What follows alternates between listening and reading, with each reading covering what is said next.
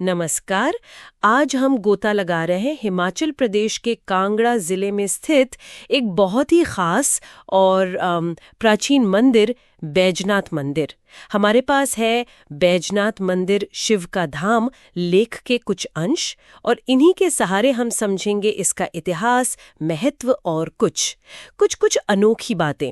और सबसे पहले जो बात ध्यान खींचती है वो है इसका नाम। यहाँ शिवजी को वैद्यनाथ कहते हैं। वैद्यनाथ मतलब चिकित्सकों के स्वामी। हाँ बिल्कुल, या कह लीजिए रोगों को हरने वाले देव। इसी पर बात करेंगे। तो कुछ बेसिक जानकारी पहले।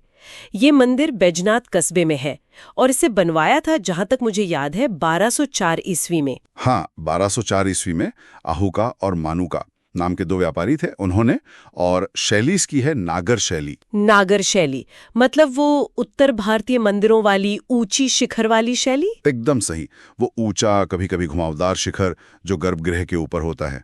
पर यहाँ सिर्फ बनावट नहीं, असल बात वैद्यनाथ नाम में छुपी है। देखिए, शिव को हम अक्सर संहारक रूप में जानते हैं, है ना? पर यहाँ वो हैं आरोग्यदाता, हीलर मतलब इलाज करने वाले। हाँ, ऐसी मान्यता है कि यहाँ जो शिवलिंग है वो स्वयंभू है, मतलब खुद प्रकट हुआ है। उसमें गजब की उपचार शक्तियां हैं। लोग यहाँ आते हैं शारीरिक और कह सकते हैं आध्यात्मिक कष्टों से मुक्ति पाने।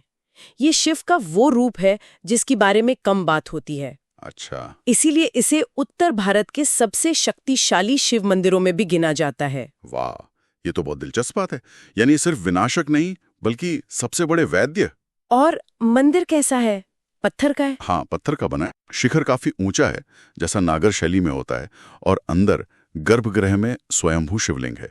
दीवारों पर भी देवी देवताओं की नक्काशी है, काफी सुंदर।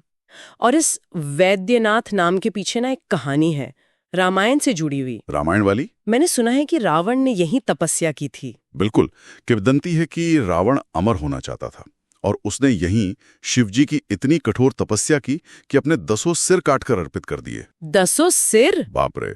हाँ, और शिव उसकी भक्ति से इतने खुश हुए कि उन्होंने न सिर्फ उसके सिर वापस ठीक कर दिए, मतलब उसका इलाज किया, बल्कि उसे बहुत सारी शक्तियां भी दी। अच्छा, तो क्योंकि शिव ने रावण का इलाज किया इसलिए वो वैद्यनाथ कहलाए? ठीक पकड़ा आपने, वो देव जिसने रावण का भी उपचार किया। ये कहानी सिर्फ कहानी नहीं है, ये शिव के उस पहलू पर जोर देती है जो गहरे से गहरे जख्म भी भर सकता है। गजब। और इसी कहानी से जुड़ी वो अनोखी बात भी है ना कि मंदिर परिसर में शादियां नहीं होती।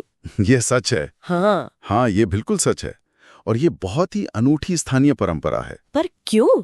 मतलब शादी जैसा शुभ काम मंदिर में क्यों नहीं? इसके पीछे मान्यता वही रावण वाली है।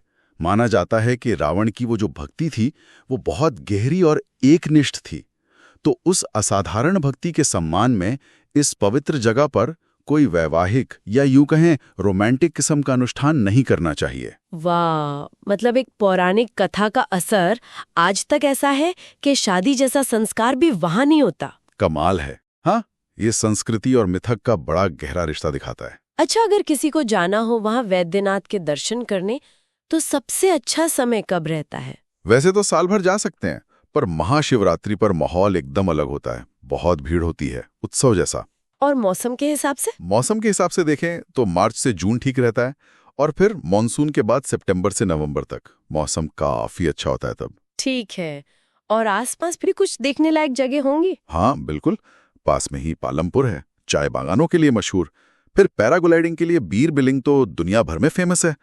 ताशी जोंग मठ है, और ऐतिहासिक कांगड़ा किला भी ज्यादा दूर नहीं है। तो मतलब काफी कुछ है देखने को। चलिए, इस बातचीत से बैजनाथ मंदिर के कई पहलू साफ हुए। शिव का वैद्यनाथ रूप, हाँ, वो आरोग्यदाता रूप।